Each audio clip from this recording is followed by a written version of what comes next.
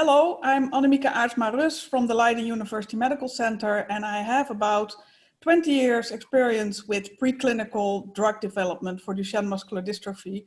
And today I want to give some more information on animal models and especially therapeutic studies that are done in animal models. And as you probably know, for Duchenne muscular dystrophy, we have many animal models available.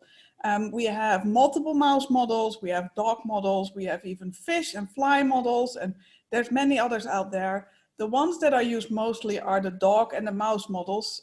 So those will feature in this presentation mainly. Now, when using model systems, it's important to understand that model systems are model systems, so they are not perfect. That doesn't mean that they cannot be useful, but you have to be aware of their limitations. And if you're aware of the limitations, you can ask the right questions. If you don't ask the right questions, then of course, the model system will not give you the good answers.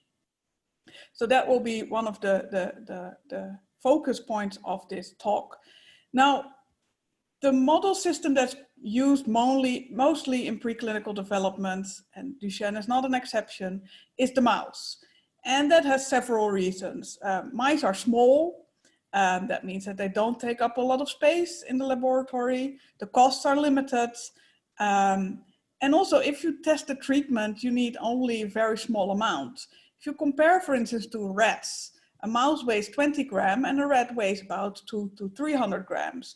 That means if you treat a rat, you need 10 times more of the compound, and that can make experiments 10 times more expensive. Mice are also easy to breed, so gestation time is only 3 weeks. So there's many advantages of why one should use mice in therapeutic development studies. There's also a but, and that is the following. So how translatable are the results that we find in mice? How translatable are they to humans? So what we did, we checked in 2017, we checked on papers in PubMed, a medical publication database, how many papers there were on Duchenne therapy development in mice.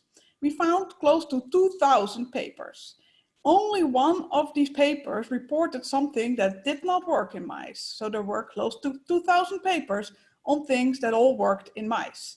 Now, if you see, so this was 2017, we didn't have a lot of approved drugs in 2017. And unfortunately, we still don't have a lot of approved drugs. So there were more than 1,000 therapies that seemed to work in a mouse, but there's only a few therapies that have been approved in humans, so that work also in humans. So that means, you could say, that suggests that the predictive power of the mouse studies are low. And then of course you can wonder, so how useful is the mouse model? Is it really a good model? And I would argue that it is, but there's several considerations that you need to take into account. The first consideration is, how well does the model recapitulate the disease? And if we look at the MDX mouse model, the most used mouse model for Duchenne, this mouse has a mutation in its mouse dystrophin gene, so it cannot produce dystrophin, like human Duchenne patients cannot produce human dystrophin. However, in mice, in MDX mice, the disease is a lot less severe than in patients. And this is for several reasons, in part because mice regenerate very efficiently. So where in humans, at some point, the regeneration fails and patients start to develop adipose and fibrotic tissue, the MDX mouse will regenerate and cope with the loss of muscle tissue. Another thing is that utrophin seems to compensate better for lack of dystrophin in mice than in humans. Now, if we generate a mouse that lacks both dystrophin and utrophin, suddenly you get a mouse that is much more severe. And you can see 2 mice here. So this is a regular MDX mouse, and this is a mouse that lacks also utrophin. And you can see that this mouse has kyphosis. So you can see this hunch, that is kyphosis, is similar to scoliosis in humans. So this mouse is a lot more severe. So resembles the symptoms of humans better. However, genetically, this mouse is different because it lacks 2 genes while humans In humans, there's only one protein missing. So going back to whether or not this is a good model, there's two considerations. And the first consideration is that the MDX mouse has very good muscle quality. And because of that, a therapy that relies on good muscle quality will work much better in the MDX mouse than in patients. And unfortunately, most of the therapies currently in development rely on muscle quality. So that means that you will always overestimate the therapeutic effect in mouse compared to humans. That doesn't mean that the model is not good. You can measure whether there is a therapeutic effect, but the extent of the effect will probably be less in humans than in mouse. Now, there's also some studies that are tested in the double mutant, so the mouse lacking both dystrophin and utrophin, for instance. But the problem here is that you're always wondering what you are measuring, because some of the symptoms in these mice are because dystrophin is missing, some are because utrophin is missing, and some are because both are missing. And when you treat, you're never sure whether the improvement is because you address something that's there due to dystrophin missing, utrophin missing, or a combination. And because patients only miss dystrophin but have utrophin, again, you don't know how much impact these therapies will have in humans. So this is the first consideration. Now there are other considerations, and that is what to test in a mouse and how to test it. So in the mouse, in the lab, you can do a lot of different tests. And you can also do mouse muscle function tests. And we always call this, say, the mouse gym. You can look for mouse muscle strength. You can look for function, endurance. You can look at respiratory function. And in mice, you can even look at muscle physiology, something that in humans you can't do because it's very invasive. Now, if you test a therapy in the mouse, ideally, you check different things. You don't look for just one function, you look for multiple functions. Is the strength improved? Is the endurance improved? Is respiratory function improved? What about physiology? Showing just one simple test generally is not enough. Another thing that you can do in mice that you can do much less easily in humans is to test multiple muscles in detail. And this is what we call histology. So you isolate the muscles, you make cross sections, so you cut small pieces of muscle, and then you analyze them under the microscope. And in this way, you can see the fibrosis, you can see whether there's inflammation, you can see how well the muscle is regenerating. And this is something that in humans you can do with the muscle biopsy, but we try to take as little muscle biopsies in humans as possible. And also when we do, we take them only from one muscle. In mice, you can look at any muscle. Now, the problem is that in mouse, I mentioned this already, in mouse the muscle quality is much better than in humans. So the pathology is worse. There's one exception though, and that is the diaphragm. So the diaphragm of the mouse is quite severely affected. So that means that if you see a therapeutic study being published and they only look at skeletal muscles and not at the diaphragm, what they basically say, these muscles that are not that severely affected are now slightly less severely affected. That's the therapeutic merit of that is limited. If they, however, also look at the diaphragm, which is more severely affected, and they say, well, we see that there's a lot of improvement in the diaphragm, that has a lot more weight. So when you see a study on a therapy in a mouse model, see whether they looked at histology and function, see whether they checked also the diaphragm, and see whether for each of these components they checked different things. Now, how to test it is another thing. There's different ways, and generally in each lab, people do things in a certain way, and they claim that is the best way. Of course, that's not the optimal way to go about it. If we want to compare lab A and lab B, ideally we want to make sure that they used the same method in the same way. So in the past, TREAT-NMD and the Wellstone network jointly set up standardized operating procedures, or SOPs. And what this was not one lab saying, this is how we do it and this is how everyone should do it, but rather the expert coming together, discussing how they did it in their individual lab and jointly coming to an optimal protocol. And these protocols are there for multiple muscular dystrophies, including Duchenne's, and also for mouse and dogs. So another thing to consider is the level of evidence. So I've given you some pointers of what to look for when you see a therapeutic approach that's been tested in a mouse. But there's also some other reality checks that you need to do. Who published this? Was this a group where you see these people have been involved for decades in Duchenne research? These are experts. These people know what they're doing. Or is it maybe a group that has been working on another disease and now as a hobby project started to also do something for Duchenne? There's a difference. Or is it a completely unknown group and this is their first work? Again, everyone has to start with their first paper, so that's not negatively necessarily a bad thing, but of course the credibility of a group that has published extensively high quality papers about Duchenne is higher. Another thing to check is how large are the groups, not the groups of the researchers, but the groups of the mice.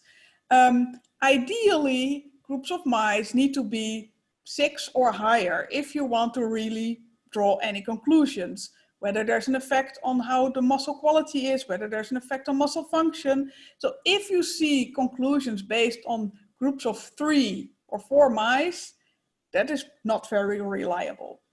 I already mentioned that it's important to see what was analyzed and what was not. Did they look at histology? Did they look at the diaphragm? Did they look at different functional levels? Some researchers have a tendency to check 20 things and then only the 2 things where they see a difference, that is what they publish. That's not how it should be done. People should do everything and publish everything, and then you can see, well, it seems to work on strength and function, but not so much on, for instance, fibrosis formation.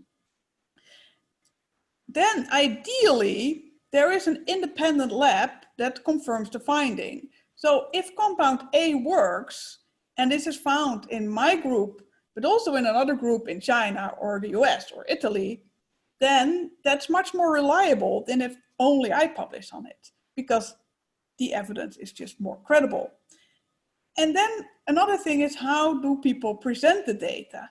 Do they also include normal mice? And I have an example in the next two slides to illustrate this. So what we have here is a study into a compound that improves the quality of the diaphragm. So this is a compound, a fictitious compound that improves the diaphragm quality. So you see here the MDX, and the quality is 5, so it's not that high. And you see the treated MDX in blue, and you see that the quality of the diaphragm is higher. It's actually significantly higher. It's not 2 times better, but it's close to 2 times better. So based on this graph, you would say this compound really seems to have an impact. Now, what if we add the normal mice, the wild type mouse, the mouse that can produce dystrophin? Here, the diaphragm quality is 100. And now you see that both the untreated and the treated mice are very low. Yes, the treated mice do slightly better, but this difference compared to how bad the quality is compared to the normal mice is such that this tiny increase hardly makes an impact. And this is why it's important to always also include normal mice.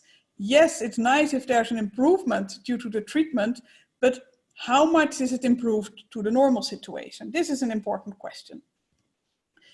So another consideration is the different steps of therapy development. So usually we start with cultured cells, and this is an easy first step. We have an idea, we want to know whether it works, yes or not. You culture your cells, it's a 2D layer, you add your compound, you don't have to worry about delivery, you just add it, you don't have to worry about an immune response, cells don't have an immune response, you don't have to worry about kidney excretion or liver uptake. It's very simple and easy. Now, if that works, you move to animal models. And I mentioned already, usually these are the mice. And you know already, the MDX mouse doesn't have dystrophin, but it does have organs, and it does have an immune system. And you do have to worry about delivery, because it has circulation. So how do I get my drug to the muscles? I already mentioned two limitations. The first one is that the mice regenerate really well. But there's also a second limitation, and that is that mice have a very high metabolism. And that means that things that are safe in mice are not necessarily safe in humans. So that means that when you move from the mouse to the human situation, you first have to check whether the compound is safe. So usually you start low and then you slightly increase and increase and increase. And only in later stage, when you see, yes, this compound is also safe in humans, you test it for function. So I have another example here. And so this is a chemotherapy drug that's approved for cancer treatment, improved the MDX mouse pathology. And this is actually quite interesting because, again, it's fictitious, but it's a fictitious, interesting compound. You see that the muscle is improved to normal. So they included the normal mouse, and the treated MDX mouse do as well as the normal mouse. The pathology is not fully normalized, but it's close to normal. So there's a lot of improvement. There's no toxic effect seen in the mice, and it is not shown by one lab or two, but by 3 independent groups that all see that if you treat the mice with this chemotherapy drug, the MDX mice do better on multiple levels. So you might think, well, hooray, this is great. It's also already an approved drug, so drug repurposing, we can go quickly into the human situation and test it in Duchenne patients. There is, of course, again, a but. Because the dose that they use to achieve these effects would mean that patients have to take 5 times the dose that are currently used for cancer treatment. And they have to use this for the rest of their lives. A lower dose was tested, but did not work. So you need a very high dose. Now, looking to the human situation, the dose that is currently used for cancer treatment has side effects in humans. And these side effects are such that patients can't be treated for longer than 3 months. And again, this is something to bear in mind. If something is repurposed and it's used for an acute disease is often you have to treat for a few weeks or a few months. Well, with Duchenne, because it's a chronic disease, patients have to be treated lifelong. So you always have to wonder, okay, so is this lifelong treatment, is this tolerable? And again, another thing, what I just mentioned, what is safe in mice is not necessarily safe in humans. So also if they do drug repurposing, check whether the dose that they use is actually a feasible dose, a realistic dose, or whether the dose is so high that it won't be tolerated by humans. So I already hinted a little bit at this.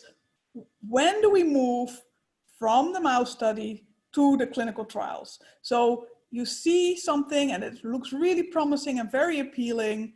You want to move as quickly as possible to trials. Well, there are reasons and considerations not to go too quickly. And I would first like to introduce the TREAT-NMD Advisory Committee for Therapeutics, also called TACT. And what TACT is a multidisciplinary international group of experts. And there's patient experts, there is preclinical experts, there are clinical experts, people that work on outcome measures, people that work on drug manufacturing, people that work on safety, regulatory issues, everything. And what this group of people do is that when a company wants to move from preclinical to clinical trials, or from early stage clinical trials to later stage clinical trials, they can submit their work to this committee, who then, with their multidisciplinary perspectives, reviews it and provides guidance.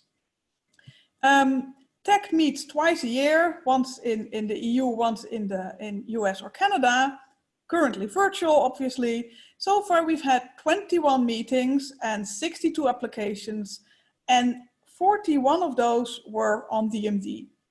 The next digital meeting will be in October 2020.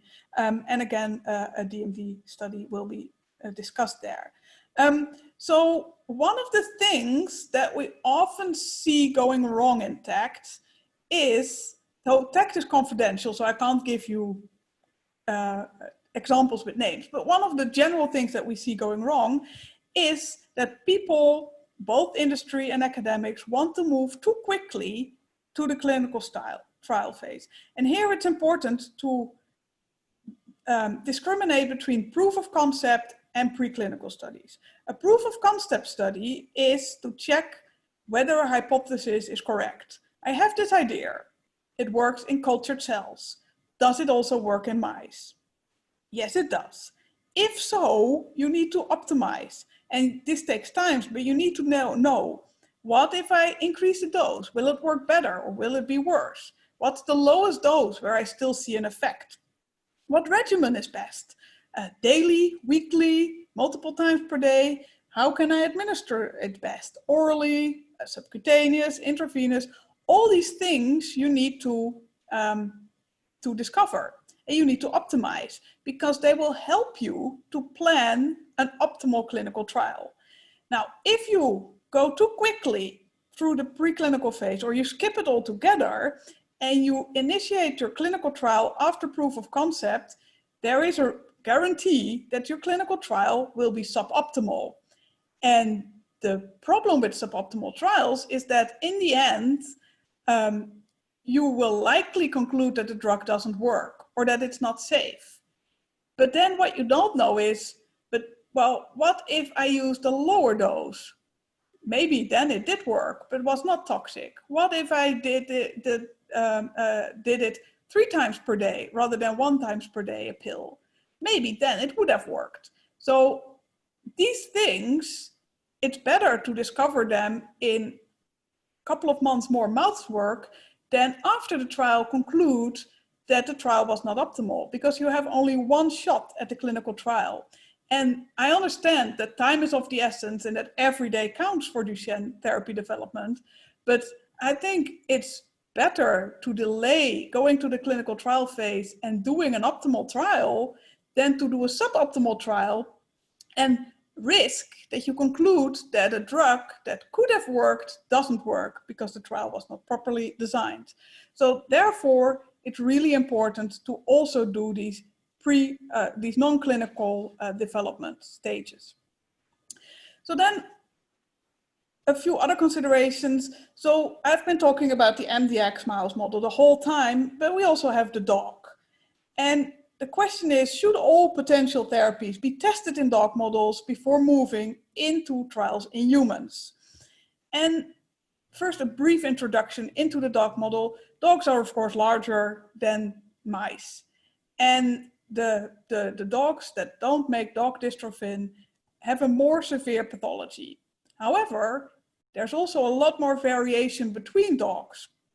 And that means that because there's more variation, you want to have larger groups than you would have in mouse. However, because dogs are much more difficult to breed and to maintain, and it's more difficult to get enough dogs to do an experiment, at the same time, it's much more difficult to do experiment with larger groups of dogs. So what we should do, we should save the dogs for things where they can answer questions that can't be answered by the mice.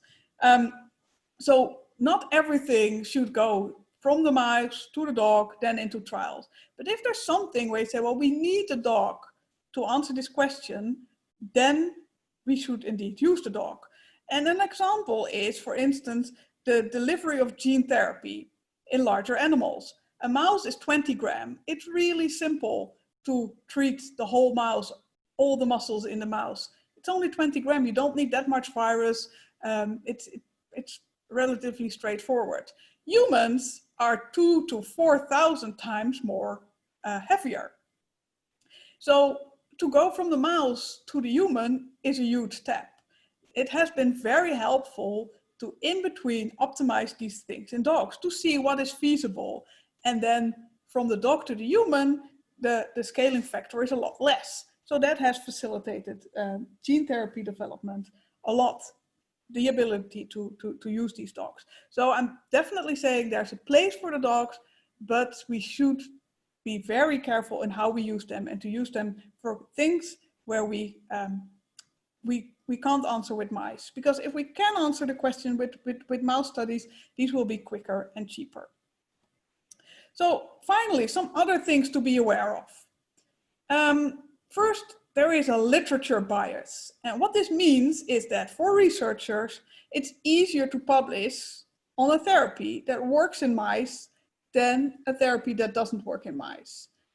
A replication study, so my colleague in the US showed that something worked, and I wanted to confirm that indeed it does work. Publishing that is very difficult. Well, at the same time, it's really important that you know that two different people saw the same effect. The non-clinical optimization, that's so important, finding the right dose, finding the right regimen, is also very difficult to publish. And of course, the result of everything is that there will be more publications about treatments that work than the ones that don't work. Then there's also a tendency for people to report on outcome measures that show a difference. So again, they check 20 different things to show the difference and improvement after treatment. This is what they report. That is not how it should be done. And there's also a tendency to report improvement compared to non-treatment and not show the wild type result, so the normal mice. And I've shown you an example of how that can reflect the finding or deflect the findings. I mentioned already, confirmatory studies are crucial. So ideally, if you want to go into a clinical trial, two independent groups need to show that a given compound has beneficial effect in animals. And what is very difficult, say I want to confirm the finding of a colleague, but I'm unable to. So a compound worked in his or her hands, but in our group, in our lab, it's not effective. If I want to publish that, this is very, very difficult. And usually what will happen, the work will be submitted to a journal. The journal will ask the people who published the first publication to comment. And these people will say, you didn't exactly repeat it, what we did. And you should. Now, the problem with that is that if a therapy can only work if you exactly repeat everything, then that therapy will never work in humans. Because in humans, you can never standardize in the way that you can standardize in an animal facility. So if things rely so much on doing exactly the same thing, likely they're not that effective. But the problem is, regardless, you won't be able to publish these findings. So again, even if something works and other people find that it doesn't work, these publications are very difficult, or it's very difficult to publish these findings.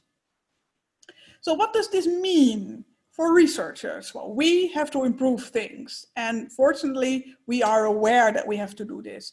We are already using standardized outcomes. There's more and more a focus on using proper controls. We also should be aware not to oversell our results. So mouse doctors have cured many mice. However, does this benefit the patient? Yes or no? We don't know yet. More work is needed. So we have to do this reality check. What does this mean? There's potentially a therapy that may work, but a lot more work is needed down the line. Of course, we also need to focus on doing all the preclinical studies to design optimal trials so that when we do test something in patients, if it fails, we know this drug didn't work. And we don't wonder, well, maybe the drug did work, we just didn't design the trial properly. We should publish more on things that do not work. And I'm very happy to take this opportunity to announce that PPMD and the World Duchenne Organization will sponsor a special issue in the Journal of Neuromuscular Diseases that focuses on these negative results. So also the journals are aware that these things need to be published. They also advance science. So what does that mean for you as a patient or as a carer of a patient, a parent? You need to be critical and aware that a mouse or a dog is not a human. And a finding, a therapy, something that seems to work in a mouse or a dog doesn't mean that this will also work in patients. So you need to do these reality checks. Where in the research stage is this? Is this proof of concept or is this already working towards clinical trials? Did they use the proper controls? Did they check the diaphragm? Know that researchers tend to oversell their results, so take it with a grain of salt. Even though I know that you don't want to, you want good results, researchers tend to oversell their results. Also be aware that it takes time to translate therapeutic compounds to the clinical trials, but that this is not wasted time. You need to have optimal clinical trials. This is crucial. So therefore, give the researchers the time to work towards these optimal trials so that we can do these things properly. And finally, you should not lose hope, because I've shown you a lot of things where things can go wrong, but these are all things that we are now aware of. We've learned a lot from animal models, we've learned a lot from past mistakes, and we will now use animal models better and also therefore speed things up and make less mistakes. So that is everything that I wanted to share with you today. If you have any questions, of course, feel free to drop me an email. I'm always happy to answer you.